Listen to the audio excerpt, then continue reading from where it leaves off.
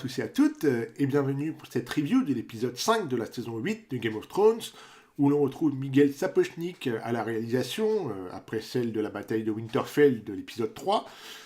Comme pour chaque review, si vous n'avez pas encore vu l'épisode, sachez que cette vidéo contient des spoilers.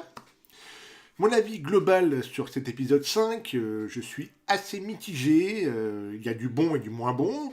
Donc il y a de bons moments, visuellement c'est sublime, certaines images sont très belles, là on sent qu'ils ont mis le paquet ici. Après cette bataille de Winterfell qui a beaucoup divisé, cette bataille finale censée être encore plus dingue que la précédente, n'a pas eu lieu, elle s'est transformée en un massacre total de Port-Réal, des scènes apocalyptiques, de la terreur, du feu, de la cendre, du sang. Mais il y a aussi des incohérences dans l'épisode, mais aussi par rapport à l'épisode précédent, l'épisode 4. Des scènes bâclées, et en plus elles s'enchaînent très vite. Certains choix scénaristiques sont trop faciles et prévisibles.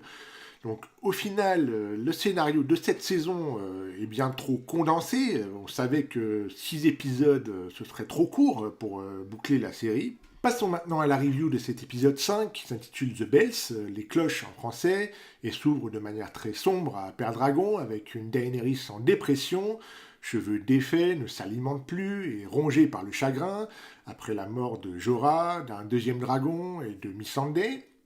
Et en plus, elle a perdu une grande partie de son armée. Ensuite, on retrouve Varys, qui est en train de terminer une lettre révélant les origines de Jon et son droit au trône de fer. On imagine qu'il en a écrit plusieurs afin de répandre la nouvelle sur tout Westeros. En effet, ce dernier est inquiet, en opposition totale sur la stratégie de Daenerys, et préférerait éviter un bain de sang à Port-Réal. Il le fait savoir à Jon en lui expliquant que les Targaryens sont souvent nobles ou fous. Il sait ce que Jon est et met en doute les capacités de Daenerys à faire une bonne reine. Jon décline avec vigueur, le trône ne l'intéresse pas et reste loyal envers sa reine, tout comme Tyrion qui décide de dénoncer les agissements de Varys. Le destin de ce dernier bascule, démasqué, il est condamné à mort et brûlé vif pour haute trahison sous les yeux de son vieil ami Tyrion. Justement, Varys aura quelques mots qui résonneront tout au long de cet épisode. J'espère mériter cela, j'espère avoir tort. Ensuite, Tyrion continue de raisonner Daenerys, elle exige une attaque rapide de la capitale et demande à Vergris de rassembler ses troupes.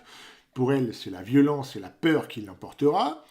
Tyrion obtient de la reine la clémence dès que les cloches sonneront, annonçant la capitulation de la ville et l'arrêt des combats. De plus, elle lui annonce que Jaime a été capturé par l'armée, alors que ce dernier faisait route pour Port-Réal. L'occasion aussi de lui dire que s'il échouait encore une fois, il serait exécuté. Jon essaye lui aussi de raisonner Daenerys, mais se dérobe à ses supplications, elle cherche son obéissance et son amour. Il lui répond marraine, mais elle a bien compris que tout le monde était derrière Jon. Donc si ni ses conseillers ni son amant ne l'aiment, elle régnera par la peur. Ensuite, Tyrion retrouve Jaime, il sait qu'il prend des risques en le relâchant. Il lui demande alors de fuir avec Cersei afin qu'il puisse mener une vie tranquille. Avant ça, il charge Jaime de sonner la cloche de la reddition. Et les adieux entre les deux frères sont poignants, touchants. Jour de siège, la population est dirigée vers le Donjon Rouge, comme le voulait Cersei. Arya et le limier sont parvenus à s'infiltrer dans Port-Réal avec de fortes intentions. La première vise Cersei, le second vient tuer son frère La Montagne. Tous deux se faufilent dans les rues et parviennent juste à temps au Donjon Rouge, alors que Cersei a décidé de fermer les portes. Jaime, quant à lui, aura moins de chance. Il se retrouve coincé au milieu de la foule et il doit faire un détour pour y entrer et sauver sa sœur. Devant les murailles de Port-Réal, l'ambiance est pesante. Jon et ses Nordiens ainsi que l'armée de Daenerys sont prêts pour l'affrontement. En face, la Compagnie Dorée et son leader, Harry Strickland, se mettent en place. Côté mer, la flotte de Euron se tient prête et les nombreuses balistes scorpions sont armées. La bataille peut alors commencer. Euron, gêné par la lumière éblouissante du soleil, sent venir quelque chose. C'est alors que surgit par les airs en piqué Daenerys et son dragon. Elle ne fait qu'une bouchée de la flotte de Euron, totalement réduite en cendres. Donc apparemment la flotte elle ne sait plus viser, et en plus elle met un peu plus de temps à recharger ses balistes. Ensuite Daenerys balaye en quelques secondes la compagnie dorée, au revoir merci. Elle détruit toutes les balistes et la muraille de pierre ne peut pas grand chose. L'armée de Daenerys peut alors commencer à envahir la ville. Depuis le donjon rouge, Qyburn annonce la situation à Cersei qui reste dans le déni, convaincue que l'armée Lannister se battra jusqu'au bout, mais ce sont les habitants qui finissent par sonner eux-mêmes les cloches et non pas Jaime. Tyrion est rassuré, les soldats Lannister déposent les armes devant Jon et Vergris. Les regards se tournent vers Daenerys. Nous, spectateurs, tout comme Jon et Tyrion, on se dit que c'est terminé, la ville est à Daenerys. Eh bien non, Daenerys rompt sa promesse et cède à la folie, nous offrant alors la vision de Bran, où un dragon survolait la capitale. Cette fois-ci, c'est la réalité. Elle décide de carboniser toute la ville. Les flammes de Drogon se déversent dans les rues, tuant soldats et habitants. Les bâtiments et les grandes structures s'effondrent une par une, dont une grande partie du donjon rouge, et même la salle du trône est touchée. Cette charge enflammée est secondée au sol par Vergris, qui n'écoute que sa colère et décide de lancer l'offensive contre des soldats désarmés. La cavalerie de Thrakis pille la ville et la population tente de fuir, se piétinant dans la panique générale.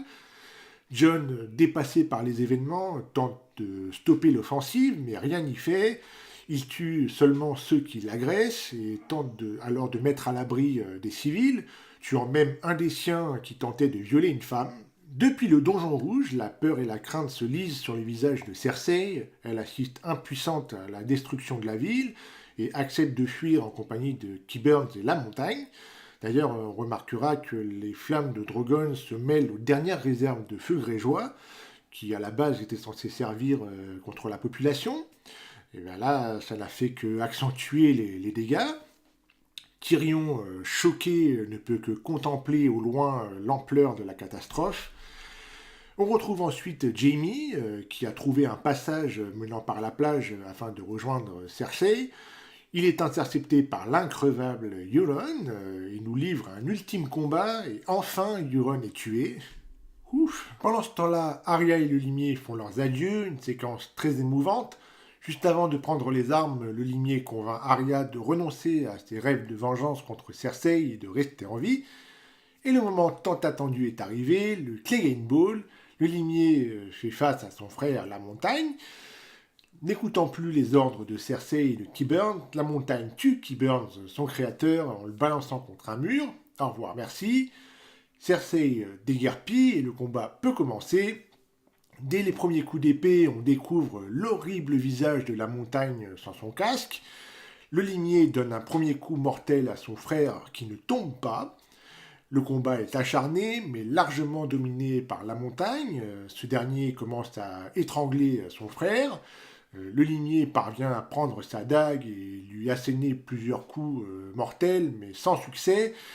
Et alors que la montagne tente de percer les yeux de son frère, comme il l'avait fait à Oberyn Martell, le limier parvient à lui planter sa dague dans l'œil, puis il décide de l'entraîner dans le vide, signant la mort des deux frères Clegane. Mort d'ailleurs dans le feu, donc tout un symbole pour le limier qui craignait le feu. L'épisode suit aussi longuement Arya, encore une fois le personnage est central, c'est par ses yeux que l'on assiste à la destruction de la ville, depuis les rues aux côtés des habitants. La séquence est magnifique, tragique et entrecoupée avec celle du Clegane Ball. Elle tente de sauver des civils, dont une femme et son enfant, mais malheureusement, ils meurent sous les feux de Drogon. Elle y échappe de peu, et se retrouve blessée et couverte de cendres, et l'odeur des cadavres emplissent ses narines. Ensuite, Jaime retrouve enfin Cersei, ce dernier est sérieusement blessé après son affrontement contre Euron. Nos amants décident de fuir par les souterrains et prendre le bateau qui les attend. Mais il se retrouve coincé, la sortie est bouchée par un amas de pierres. S'ensuit un mélange de panique et de désespoir. Jaime et Cersei s'enlacent et meurent dans l'effondrement des tunnels.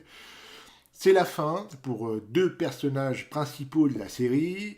La prophétie ne s'est pas réalisée comme on le souhaitait, malheureusement, même si on peut remarquer que la main de Jaime se tient au niveau du cou de Cersei, mais il ne la tue pas. Donc, et on peut regretter aussi le développement final de Jaime, qui a fait 15 pas en arrière, alors qu'il était sur le chemin de la rédemption.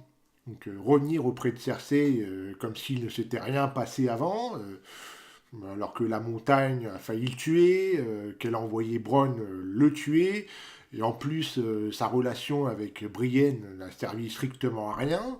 Face au désastre, Jon fait retirer ses troupes de la ville. Ah mais pourquoi ne l'a-t-il pas fait avant? Si, il l'a fait avant, mais ça n'avait pas marché. Et là, pourquoi ça marche d'un coup? Incompréhension, incohérence. Et l'épisode s'achève avec Arya qui arrive à s'échapper de cet enfer en enfourchant un cheval errant au milieu des décombres. Comment ce cheval est arrivé là, on ne sait pas. En conclusion, cet épisode résume bien une saison spectaculaire, menée tambour battant au détriment des émotions et de la logique. Le personnage de Daenerys a évolué, mais la transformation en Mad Queen est trop brutale.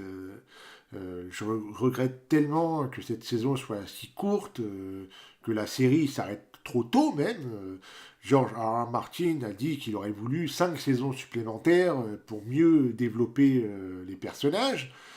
En effet, j'aurais aimé voir une progression, un point de bascule plus nuancé chez Daenerys. Pour Cersei, son arc s'est arrêté trop brusquement, alors que le personnage est travaillé depuis 8 saisons. Là, lors de cette bataille, elle n'a rien fait. Elle est restée dans son donjon rouge, à regarder sa ville se faire détruire. La compagnie dorée, la plus chère de Westeros, décimée en quelques minutes, comme les Dothraki lors de l'épisode 3. On n'a clairement pas eu d'affrontement. Bref, pour cette saison, il y a un réel sentiment de tout faire à l'arrache pour en finir et gâcher l'intrigue principale. Les showrunners ont estimé que 6 épisodes suffisaient pour boucler la série, alors que la chaîne HBO leur a proposé plus en budget. Donc, incompréhension totale. Du coup, cette bataille a été gagnée par Daenerys, mais alors de quelle manière? Et en plus, c'était prévisible, hein, les showrunners ont multiplié les allusions et le tempérament cruel de Daenerys, déjà lors de la saison 7, mais encore plus durant cette saison 8.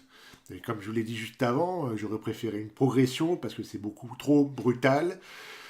Daenerys a complètement craqué, devenant encore plus folle que le roi fou. Du coup, comment vont réagir Jon, Arya et Tyrion? Arya va-t-elle ajouter Daenerys dans sa liste et la tuer? Jon va-t-il renoncer à sa reine? Est-ce que Tyrion va tuer Daenerys? Ou vont-ils tous les trois se léguer contre elle? Est-ce que Tyrion va mourir, sachant qu'il a libéré Jaime? Hein, il sait qu'il est menacé. Hein. Si Varys a pu envoyer ces messages, qui les a reçus? Enfin, comment vont réagir Sansa, Bran et Brienne en apprenant le massacre de Port-Réal? Tant de questions, sachant qu'il ne reste plus qu'un épisode. Et c'est ainsi que se termine cette vidéo. J'espère qu'elle vous aura plu. Si c'est le cas, laissez un pouce en l'air, ça fait toujours plaisir. N'hésitez pas à me dire dans les commentaires ce que vous avez pensé de cet épisode 5. Puis abonnez-vous à la chaîne pour ne rien manquer des prochains contenus. Vous pouvez également me suivre sur les réseaux sociaux. Les liens sont dans la description. Je vous dis bye bye et à la prochaine. Salut!